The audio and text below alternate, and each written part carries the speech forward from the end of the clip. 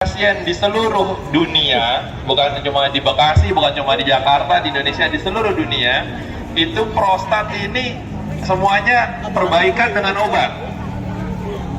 Yang penting kontrolnya rutin. Mungkin mirip-mirip sama darah tinggi gitu. Tapi kan kalau darah tinggi ada urusan sama makan, aktivitas fisik. Kalau prostat ini enggak, emang sama umur aja Pak. Jadi kalau udah nanti ketemu obat yang nggak bisa atau yang bisa membuat umur kita nggak nambah, nah itu obat itu. Tapi kalau sekarang kalau belum ketemu, ya obatnya untuk melapangkan salurannya sehingga pembesaran prostat itu nggak ganggu pipis, gitu. Itu urusan prostat yang pembesarannya normal. Nah, satu lagi yang sering orang bahas, yang sering kita baca di iklan atau di layanan-layanan masyarakat itu kanker prostat. Nah, kanker prostat ini nggak harus semua orang mengalami, artinya bukan pembesaran itu jadi kanker, enggak. Tapi ada tanda-tandanya. Misalnya saat pemeriksaan nanti di poli atau di ruang konsultasinya ada keluhan tambahan lain seperti nyeri tulang. Ada keluhan tambahan lain seperti saat pemeriksaan ada benjolan di prostat yang membesar itu. Jadi kita nggak bisa dari keluhan yang gangguan pipis saja untuk menilai kanker prostat. Dan angkanya pun memang untuk laki-laki kanker ini banyak selain paru. Cuma untuk orang yang datang berobat dengan pembesaran prostat, kanker prostat ini nggak seberapa. Artinya jangan khawatir. Pencegahannya untuk kanker sama rata seluruh kanker yang ada di badan, mungkin yang nggak bisa sakit kita. Ya makanan-makanan yang karsinogenik udah harus mulai-mulai diedukasi ke keluarganya, ke kita sendiri untuk dihindari fast food gitu loh, mecin gitu loh, pengawet, minuman-minuman kemasan, makanan-makanan kemasan itu. Cuma fokus atau yang paling sering dan yang paling cocok memang sama bapak-bapak yang masih muda ini kan, Pak Zakir, pembesaran prostat yang jinak ini, pembesaran prostat yang pasti terjadi. Nah, kenapa saya bilang ini jadi perlu diperhatikan? Karena gangguan pipis ini mengganggu kualitas hidup yang kita nggak sangka-sangka atau kita nggak rasa-rasa. Mungkin kalau masih sibuk terasa mengganggunya, tapi kalau udah mulai santai nih kayak bapak-bapak, nggak terlalu terasa, ujung-ujungnya nanti udah makin berat, datangnya ke IGD karena nggak bisa kencing sama sekali gitu. Harus pakai selang kateter, sehingga yang harusnya pakai obat aja aman, prostatnya harus dikerok. Walaupun sekarang teknologi kita kerok prostat udah nggak pakai belek-belek, teropong aja, jadi nggak ada lukanya. Cuma kan tetap kenapa kita harus operasi kalau bisa pakai obat, ya kan Pak? Nah, bagaimana cara taunya? Yang terakhir nih cara taunya ialah usia 50 tahun ke atas, ada gangguan buang air kecil, datang berobat, nanti kita akan USG. Kalau ketemunya pembesaran prostat, dikasih obat. Simple, minum obat, harusnya gejalanya langsung berbeda. Perhatian khusus buat yang punya riwayat orang tuanya dulu juga prostatnya membesar. Nah, itu umur 40 tahun udah boleh datang buat USG, walaupun belum ada keluhan. Karena kalau yang ada keturunan dia lebih cepat tuh pembesarannya. Gitu. Jadi poinnya yang bisa dibawa pulang buat diceritain ke keluarga di rumah, pertama, laki-laki usia 50 tahun dengan gangguan buang air kecil tanpa ada gangguan yang lain, kemungkinan besar prostatnya udah mulai membesar. Jadi segera dikontrol untuk dapat penanganan sehingga nggak sampai kejadian tiba-tiba nggak bisa kencing sama sekali, harus pasang kateter. Itu kan nggak enak. Yang kedua yang sering juga karena sering bangun malam-malam, udah capek, kantuknya nggak lampias gitu tidurnya, akhirnya jatuh di kamar mandi. Nah, itu juga kita nggak mau. Karena gejala yang paling sering, pipisnya sering siang, malam jadi sering bangun. Itu sejam sekali bangun kan nggak enak ya Bu ya? Beser tuh malam-malam tuh kalau lagi tidur nggak enak. Yang paling sering jadi jatuh gitu. Kan kita nggak mau.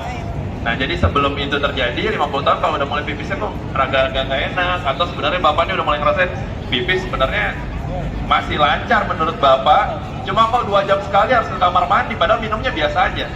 Nah, itu kan bisa dibilang lancar tuh, walaupun pas kita pipis kok keluar gitu. Tapi kalau lancar 2 jam itu kita belum mau pipis. Karena kalau kita minum kayak sekarang habis olahraga nih 3 sampai 4 jam baru penuh kantong kemih kita. Baru ada mau pipis. Tapi kalau 2 jam sekali pipis terus belum 2 jam pipis lagi. Berarti udah mulai nggak lancar itu pipisnya. Iya. Walaupun saat prakteknya saat kamar mandi, nanti ibu-ibu perhatiin nih, kalau suaminya atau keluarga di rumah kamar mandi lama banget nih, pipis doang ya kan? Ya karena dia harus perlu waktu yang lebih lama daripada yang normal. Masih ada ngelapis, dingedenin, kira-kira biasanya pipis paling seret-seret setengah menit, ini bisa 2 menit gitu. Lancar pak kencingnya, lancar kok bu, kata suaminya kan. Ya padahal gejala itu udah menandakan nggak lancar. Nah itu poinnya. Yang kedua, bisa kontrol di rumah sakit manapun dengan jaminan sosial nasional, di cover seluruhnya. Jadi nggak usah khawatir. Datang ke vaskes tingkat 1 pun bilang saya prostat, gejalanya ini, tidak mungkin tidak dikasih rujukan. Jadi nggak usah khawatir tuh. Vaskes yang dekat, rumah sakitnya tipe C aja juga udah ada dokter urologi sekarang. Di kota Bekasi ini kurang lebih kami kira-kira 28-30 orang pak. Bukan kabupaten ya, kota Bekasi. Jadi banyak. Dan seluruh rumah sakitnya sebagian besar bisa mengcover jaminan asuransi kesehatan nasional. Yang ketiga, penanganannya mudah. Yang penting kontrolnya teratur. Sehingga tidak perlu sampai ke arah operasi atau komplikasi-komplikasi yang tadi, jatuhlah karena malam-malam harus kencing, perjalanannya nggak nyaman kalau jalan jauh, ibadahnya terganggu karena masih ada sisa, jadi nggak bisa ibadah ke masjid gitu kalau yang muslim ya. Hal-hal kayak gitu mengganggu kualitas hidup, padahal dengan minum obat aja 1 malam sekali sehari insya Allah udah perbaikan. Poin yang terakhir terkait kanker prostat, itu pemeriksaannya jauh lebih mendalam dan itu pasti akan ketahuan gejala-gejalanya saat merasa gangguan kencing. Jadi dengan memeriksakan gangguan kencing itu juga udah bisa mendeteksi dini kanker prostat. Jadi banyak positifnya tuh. Kalau laki-laki kan kanker prostat, kalau perempuan kan deteksi dininya kanker rahim. Iya kan? Semua tuh layanan masyarakat kesehatan pasti bicaranya itu. Seperti itu kira-kira, mudah-mudahan banyak yang bisa dibawa, disampaikan. Masalah prostat ini sama kayak lambung, bilangnya sakit lambung gitu, atau ada lambung nih saya, maksudnya sakit lambung, padahal kan lambung emang ada ya. Nah, prostat itu juga gitu, ada prostat nih. Nah prostat itu saya kasih tahu sekali lagi, kelenjar laki-laki yang udah punya dari lahir, kelenjar sekunder. Jadi semua laki-laki di dunia ini pasti punya prostat yang akan mengalami pembesaran dari usia 50 tahun sampai selanjutnya. Kalau ada keturunan, biasanya dari usia 40 tahun udah boleh screening, udah boleh periksa walaupun belum ada gejala. Sehingga bisa diantisipasi atau diawasi lebih awal. Percaya sama saya, kalau bapak-bapak masih sibuk, gangguan buang air kecil ini sangat mengganggu. Tapi kalau udah mulai santai, jadinya nggak ngeh. Ujung-ujung ya udah macet aja harus pakai kateter. Seringnya kita begitu. Jadi kalau ada pertanyaan, monggo silakan, insya Allah bisa saya jawab. Silakan dipilih ibu juri saya mana nih? Ah bu, ayo bu, sini bu. Ngantri. Udah mulai belum ini?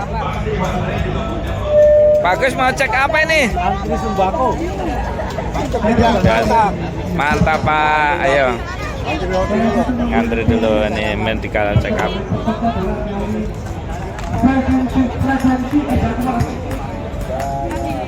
Rumah Sakit Mitra Keluarga Jati AC. Halo Dede. Waalaikumsalam warahmatullahi wabarakatuh. Jawab dulu bu. Sama eyangnya. Hapus dan normal. Harusnya pertanyaan terakhir gitu, mau jadi penutup kan. Tapi ada duluan. Jadi